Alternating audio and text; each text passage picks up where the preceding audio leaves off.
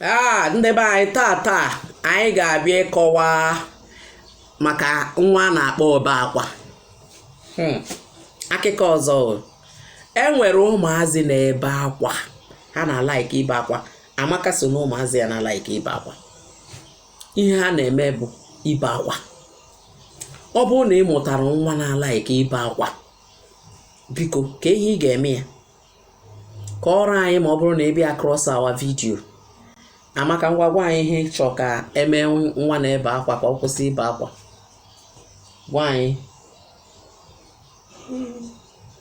Gwa anyị ihe ịchọ ka a na-eme nwa na-ebe akwa ka ọ kwụsị ibe akwa. One of the things. Ụtụtụ a nwa sị na ya chọrọ ibe akwa. Ngwa bebenụ ka ha besibe ya ike. Besibe akwa a ike ka ndị ọzọ solu ka unu fụkwa ahụ. Onye bịa across our video, ọmara ife ọ chọrọ ịgwa Amaka ọgwụ ya. Ụmụazị onye be ihe ọ chọrọ ịgwụ ya, ome gịnị ọgwụ ya. Ọ sị na tata ihe ọ chọrọ ime bụ gịnị? Ibe akwa. Akwa na-agụ agụ. O nwere mgbe m ka na-eto eto nnọkọta akwa na-agụ m. Akwa na-agụ m jee na-azụ ụlọ be anyị wee jee nọrọ ebe a bebe akwa. Mbepụ akwa nkwụsị. Ihe dị otu o metụgo gị na mbụ, ibepụ akwa ịkwụsị.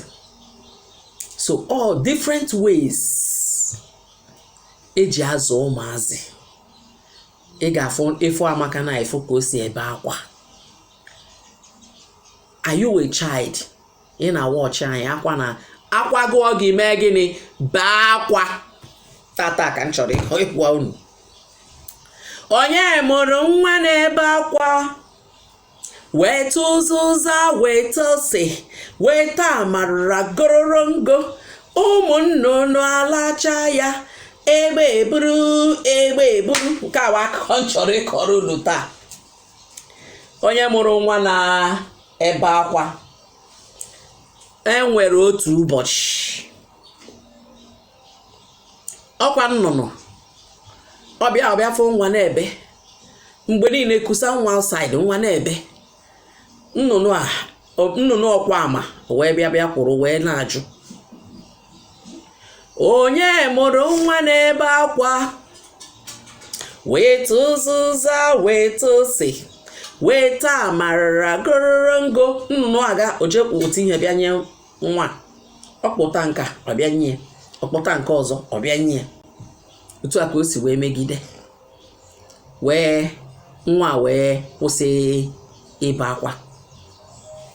So onye nwa ka anyị na-asị, ọ bụrụ na ị bụ onye na-alaiki ibe akwa na nwa as a nwata, you like to cry, allow yourself to cry. Maka na anya mmiri a na-asacha anya. Anya mmiri na-asacha anya.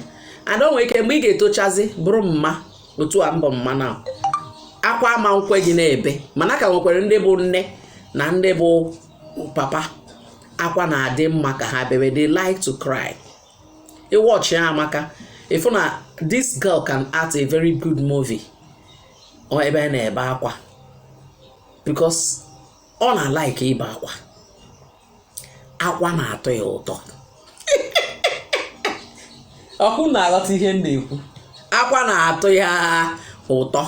Ọ bebe dị akwa, ọ da-like kwa imechi ọnụ. Ndị fans m biko gwa na ya okwu taa. Asị m ka m wepụta ya ebe ọ na-ebe akwa ka onye ọbụla fụ.